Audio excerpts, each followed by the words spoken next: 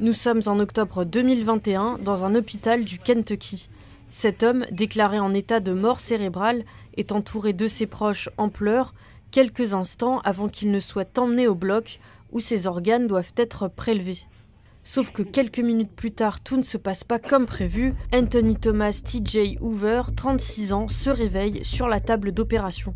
Cette vidéo a été postée récemment alors que ce grave incident fait désormais l'objet d'une enquête par les autorités fédérales et celles de l'État. Donna Rohrer, la sœur de la victime, a raconté aux médias WKYT que son frère avait été emmené dans cet hôpital de Richmond, dans le Kentucky, après une overdose de drogue. Sur place, les médecins le déclarent en état de mort cérébrale. Comme Hoover était inscrit sur la liste des donneurs d'organes, des examens sont réalisés pour s'assurer de leur viabilité et l'opération de prélèvement est programmée dans la foulée. Donna Rohrer accepte malgré quelques doutes, car selon elle, les yeux de son frère s'ouvraient et la suivaient du regard. On nous a dit que ce n'était que des réflexes, juste une réaction normale. Qui sommes-nous pour remettre en question le système médical ?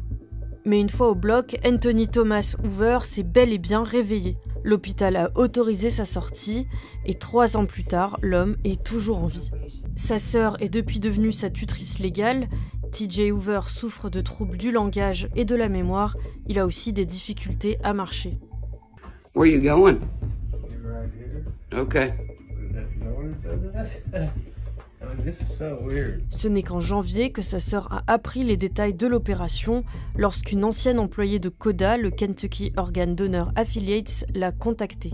Sur la table d'opération, son frère aurait commencé à se débattre et à pleurer, détaille la radio NPR. Les médecins ont alors décidé de tout arrêter.